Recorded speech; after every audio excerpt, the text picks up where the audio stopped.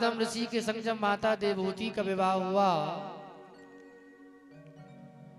तो विवाह होते ही भगवान कर्दम ऋषि तपस्या करने के लिए जंगल चले गए, भजन करने के लिए चले गए थे। समय बीता, 40 वर्ष बीत गए। भगवान कर्दम को बाद में यह आभास हुआ कि मैंने तो विवाह भी किया है और विवाह के साथ मेरी पत्नी है जो मेरा इंतजार कर रही है, तो मुझे जाना चाहिए। आज कर्दम ऋषि अपनी पत्नी के पास आए, पत्नी को देखा, पत्नी बूढ़ी हो गई थी, माता देवहूति। माता देवहूति से भगवान कर्दम ऋषि ने कहा कि देवी, मन में कुछ जिज्ञासा हो तो आप बताओ, पूरी कर दें, क्योंकि मैं जानता हूं कि मैंने तुमसे विवाह किया परंतु धर्म ना निभाया, तुम्हारे साथ ना रहा।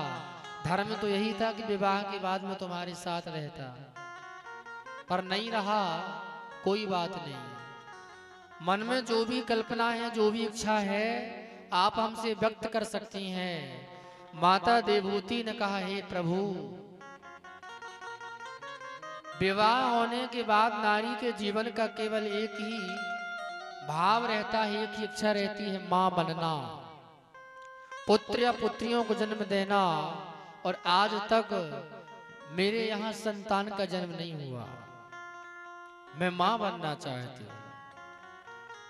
भगवान कर्दम ऋषि ने कामक विमान बनाया, कामक विमान में रमण किया और रमण करते ही 9 बेटियों का जन्म हुआ।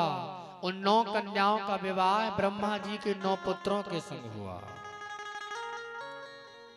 जब विवाह होने लगा उस समय माता देवहूति जब अपनी बेटियों को देखती है ना दुल्हन बने, तो मन में ये बात आई कि विदा का समय आ गया है, जा रही हैं। तो माता का कर्म और धर्म क्या होता है जरा सुनिएगा।